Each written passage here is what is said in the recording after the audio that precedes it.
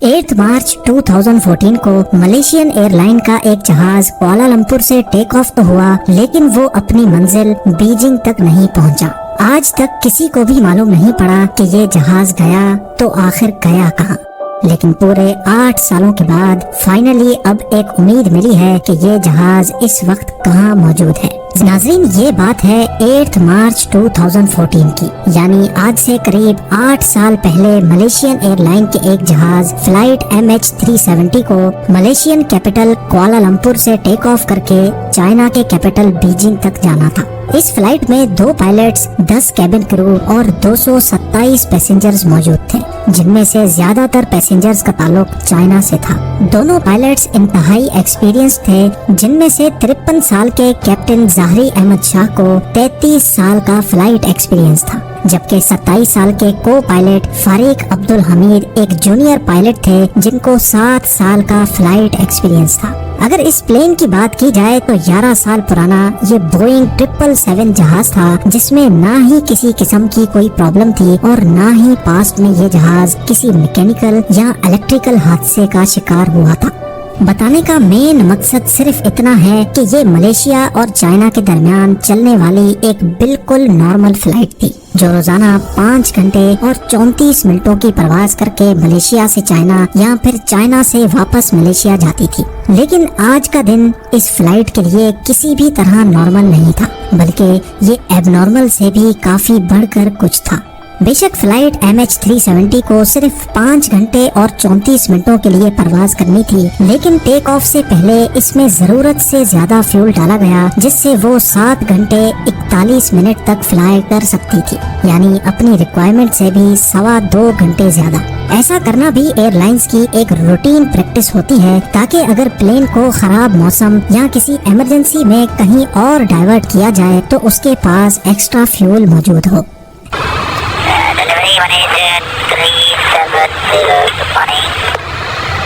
Malaysian 370 standby. Malaysian 370 request level. 370 we are ready, requesting telemetry 40 to Beijing. ये दिन था 8 मार्च 2014 का और रात के 12:42 पे फ्लाइट MH370 ने रूटीन के मुताबिक कुआलालंपुर से टेक ऑफ किया। फर्स्ट पायलट ज़ाहरी टेक ऑफ से पहले और उसके बाद भी Kuala Lumpur air traffic control tower से डायरेक्ट कांटेक्ट में थे। टेक ऑफ करते ही जहाज ने अपनी डायरेक्शन साउथ चाइना सी की तरफ कर दी और ठीक 20 मिनटों के बाद यानी रात के 1:09 पर जहाज में लगे ट्रांसपोंडर ने अपनी current GPS location Kuala Lumpur air traffic control tower के रडार को भेज दी। ये ट्रांसपोंडर का ऑटोमेटिक फंक्शन होता है, जो हर थोड़े टाइम के बाद अपनी करंट लोकेशन करीबी रडार्स तक पहुंचाता है। अभी तक तो सब कुछ ठीक प्लान के मुताबिक चल रहा था। इसके ठीक 10 मिनटों के बाद यानी रात के 1:19 पर जब flight MH370 Malaysian air jurisdiction से निकलकर वियतनाम की एयर जुरिस्डिक्शन में जाने लगी, तो कुआलालंपुर के कंट्रोल टावर ने आखिरी बार फर्स्ट पायलट ज़ाहरी से कांटेक्ट किया और ये अल्फाज बोले। Malaysian 370. Malaysian 370 contact Ho Chi Minh 120.9. इसका मतलब था कि अब फ्लाइट MH370 को वियतनाम की सिटी होची मिन के कंट्रोल टावर से कांटेक्ट करना चाहिए। फर्स्ट पायलट कैप्टन ज़ाहरी ने ये मैसेज सुना भी और उसका जवाब भी दिया। Good night MAS 370। ना ही कंट्रोल टावर को पता था और शायद ना ही कैप्टन ज़ाहरी को कि उनका ये गुड नाइट वाला मैसेज MH370 से रिसीव होने वाला आखिरी मैसेज होने वाला है। ये वो वक्त था जब फ्लाइट को टेक ऑफ किए अब पूरे 37 मिनट्स गुजर चुके थे।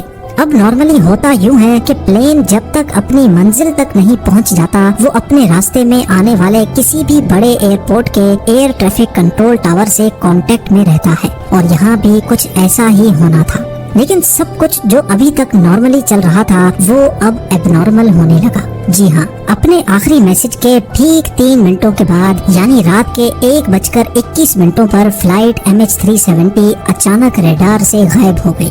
यानी कुआलालंपुर और हो ची मिन दोनों के रडार से प्लेन पूरी तरह से गायब हो चुका था। अब ये बात कोलालमपुर टावर के लिए तो बिल्कुल नॉर्मल थी, क्योंकि उन्होंने समझा कि MH370 अब वियतनामीज एयर स्पेस में दाखिल हो गया है, इसी वजह से उनके रडार से गायब हो गया। लेकिन जब हो ची मिन्ह कंट्रोल टावर ने फ्लाइट MH370 को अपने रडार से गायब होते देखा तो उनको कुछ गड़बड़ लगी। उन्होंने फौरन कैप्टन से खैरियत मालूम करने के लिए वायरलेस किया तो आगे से किसी ने भी कोई जवाब नहीं दिया। अगले 18 मिनटों तक हो ची मिन्ह टावर MH370 से कांटेक्ट करने की कोशिश करता रहा, लेकिन कैप्टन की तरफ से फिर भी कोई जवाब नहीं आया। और तभी हो ची मिन्ह टावर ने कोलालमपुर टावर से कांटेक्ट किया और उनको सिचुएशन से अपडेट किया। अब नॉर्मली इस कंडीशन में 1 घंटे के अंदर अंदर रेस्क्यू सेंटर को इन्फॉर्म करना होता है, लेकिन कोलालमपुर कंट्रोल टावर ने पूरे 4 घंटों के बाद एरोनॉटिकल रेस्क्यू कोऑर्डिनेशन सेंटर को इन्फॉर्म किया और तब तक बहुत देर हो चुकी थी। सुबह के 6:15 हो चुके थे और यही वो टाइम था जब MH370 को बीजिंग में लैंड करना था।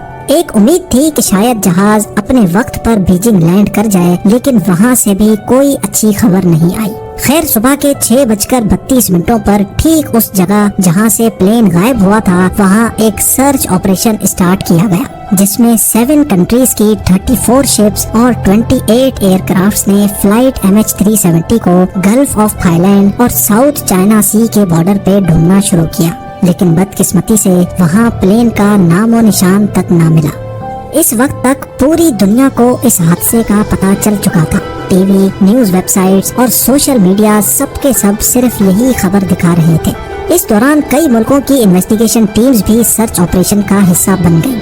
प्लेन का अचानक तमाम रडार से गायब हो जाना वाकई किसी को भी हजम नहीं हो रहा था, और अगर वो इस एरिया पर समंदर में क्रैश भी होता तो इतना बड़ा जहाज है, कोई न कोई चीज तो पानी पर तैरती हुई जरूर नजर आनी चाहिए थी।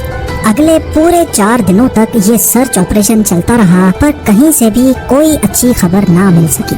लेकिन फिर चौथे दिन एक खबर आई जिसने तमाम रेस्क्यू ऑपरेशन टीम को हिला कर रख दिया। 8 मार्च को 1:21 पर फ्लाइट MH370 जब रडार से गायब हुई थी तो वो सिविलियन रडार से गायब हुई थी, लेकिन मलेशियन मिलिट्री के एक रडार पे वो अगले 1 घंटे तक शो होती रही। और उसके बाद जो कुछ हुआ वो कुछ यूं था। सिविलियन रडार से गायब होने के बाद जहाज ने चंद मिनटों के लिए राइट पे जाना शुरू किया और फिर यू टर्न करके वापस मलेशिया की तरफ टर्न किया। पूरे 31 मिनटों के बाद जहाज ने मलेशिया के शहर पिनांग को क्रॉस किया और फिर मलाका स्ट्रेट की तरफ टर्न कर गया। आखिरी बार जहां तक मिलिट्री रडार की रेंज थी, फ्लाइट MH370 को इंडियन ओशन के इस पॉइंट तक डिटेक्ट किया गया और इस वक्त रात के 2:22 हो रहे थे। अब इसके बाद MH370 ना ही मिलिट्री रडार पे शो हुआ और ना ही किसी सिविलियन रडार पे। पूरी रेस्क्यू टीम और इस प्लेन से जुड़ा हर शख्स सिर्फ यही गुत्थी सुलझाने में लगे थे कि प्लेन गया तो आखिर गया कहाँ। इससे भी बढ़कर जो चीज तंग कर रही थी वो ये थी कि प्लेन ने बीजिंग की बिल्कुल ऑपोजिट डायरेक्शन में शार्प यू टर्न क्यों कर लिया। जो रेस्क्यू टीम पहले गल्फ ऑफ थाईलैंड और साउथ चाइना सी में प्लेन को ढूंढ रही थी, वो अब इंडियन ओशन के इस हिस्से में ढूंढना शुरू हो गई। लेकिन हैरत अंगेज तौर पे यहाँ पर भी प्लेन का कोई अता पता न मिला। अगले कुछ दिनों बाद एक और खबर मिली और उसने एक बार फिर से पूरी सिचुएशन ही चेंज कर दी। पता ये चला कि प्लेन मिलिट्री रडार से तो 2:22 पर गायब हुआ, लेकिन एक सैटेलाइट ऐसी थी जिससे वो लगातार कांटेक्ट में था। आपको यहाँ पर अपडेट करते चलें कि ये बोइंग एयरप्लेन्स के लिए एक नॉर्मल बात होती है कि जब उनका अपना कम्युनिकेशन सिस्टम किसी वजह से खराब हो जाता है तो वो सैटेलाइट से कांटेक्ट करने की कोशिश करता है। प्लेन ने ऑटोमेटिकली ठीक हर 1 घंटे के बाद 35,000 किलोमीटर दूर इनमारसैट नामी सैटेलाइट से कांटेक्ट करने की कोशिश की। इस सैटेलाइट पर सेव्ड डाटा की मदद से एक्सपर्ट्स ने एक कॉम्प्लेक्स कैलकुलेशन परफॉर्म की तो आखिरकार फ्लाइट MH370 के अगले मूव का भी पता चल गया। पता ये चला कि मिलिट्री रडार से भी गायब होने के बाद मलेशियन एयरक्राफ्ट ने दोबारा एक टर्न लिया और अगले 5 घंटों तक इसी डायरेक्शन में इंडियन ओशन के ऊपर फ्लाई करता रहा। सुबह को 8:19 पर प्लेन ने आखिरी बार सैटेलाइट से कनेक्शन बनाने की कोशिश की और ये MH370 की तरफ से मिलने वाला सबसे आखिरी सिग्नल था। इसके बाद ना ही प्लेन ने किसी और सैटेलाइट से कांटेक्ट किया और ना ही वो किसी और रडार पे शो हुआ। यानी जिस वक्त रेस्क्यू टीम पहली बार जहाज को ढूंढ रही थी, असल में उस वक्त जहाज फ्लाई कर रहा था, लेकिन उसकी लोकेशन वहां से बहुत दूर थी। एक्सपर्ट्स और इन्वेस्टिगेशन टीम का मानना है कि ऑस्ट्रेलिया से 2000 किलोमीटर वेस्ट में इंडियन ओशन के ठीक इस कर्व स्पॉट पे आकर जहाज का सैटेलाइट से कनेक्शन टूटा। यानी कुआलालंपुर से टेक ऑफ करने के बाद इस कर्व स्पॉट तक पहुंचने में जहाज को पूरे 8 घंटे लगे और जहाज में टोटल फ्यूल भी सिर्फ इतना ही था। तो इस बात के काफी ज्यादा चांसेस हैं कि MH370 इसी कर्व स्पॉट में ही कहीं फ्यूल खत्म होने की वजह से क्रैश हो गया। इंडियन ओशन का ये हाईलाइटेड कर्व्ड हिस्सा पूरे इंडिया से भी बहुत बड़ा है और यहाँ पर स्टार्ट किया गया एक deep sea search operation. MH370 को ढूंढना बहुत जरूरी था, क्योंकि जब तक प्लेन और उसका ब्लैक बॉक्स नहीं मिलेगा तब तक ये पता नहीं चलेगा कि क्रैश से पहले प्लेन के अंदर क्या कुछ हो रहा था। कई महीनों नहीं बल्कि कई सालों तक यहाँ प्लेन को तलाश करने का अमल चलता रहा, लेकिन यहाँ पर भी प्लेन का कोई सुराग नहीं मिला। 3 सालों के बाद डीप सी ऑपरेशन को आखिरकार खत्म कर दिया गया, जिसमें $160 मिलियन से भी ज्यादा खर्चा हो चुका था। सर्च ऑपरेशन के दौरान प्लेन का तो कोई अता पता नहीं मिला, लेकिन 2015 में यानी प्लेन के गायब होने के 1 साल बाद प्लेन का राइट फ्लैपरॉन तैरता हुआ आइलैंड ऑफ रीयूनियन के साहिल पे जा पहुंचा। ये प्लेन का वो हिस्सा होता है जो लैंडिंग के वक्त काम आता है। मिलने वाले इस फ्लैपरॉन पर जब तहकीक हुई तो एक और खौफनाक हकीकत से पर्दा उठा। एक्सपर्ट्स का मानना है कि जिस वक्त MH370 पानी में क्रैश हुआ उस वक्त ये फ्लैपरॉन एक्सटेंडेड नहीं था और अफसोसनाक तौर पे इसका मतलब ये है कि पानी पे क्रैश होते वक्त जहाज अपनी नोज के बल समंदर में जा गिरा। अगले कई सालों के दौरान प्लेन के कई और हिस्से भी अफ्रीका के साहिल से मिले, लेकिन आज तक प्लेन या उसमें बैठे पैसेंजर्स का कोई सुराग ना मिल सका। मलेशियन फ्लाइट MH370 के अंदर गायब होने से पहले क्या कुछ हुआ ये आज तक किसी को भी मालूम नहीं है। कुछ इन्वेस्टिगेटर्स का शक है कि प्लेन हाईजैक हुआ था, तो कुछ इस बात पर यकीन रखते हैं कि किसी इलेक्ट्रिकल फेलियर की वजह से प्लेन का बाहर की दुनिया से कांटेक्ट टूट गया और ऑक्सीजन की कमी की वजह से प्लेन के अंदर तमाम लोग बेहोश हो गए थे। खैर असल रीजन क्या है ये तो प्लेन के ब्लैक बॉक्स में महफूज रिकॉर्डिंग से ही पता चल सकता है, जो प्लेन के साथ ही इंडियन ओशन में कहीं गायब है।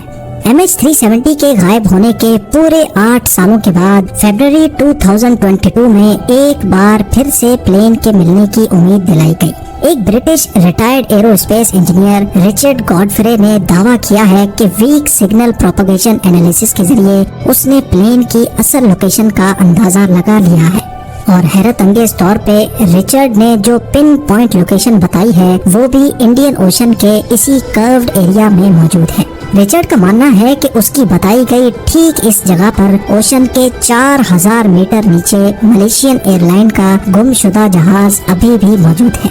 ये उतनी ही गहराई है जितना नीचे टाइटैनिक शिप पूरे 74 इयर्स की कोशिशों के बाद 1985 में मिली थी।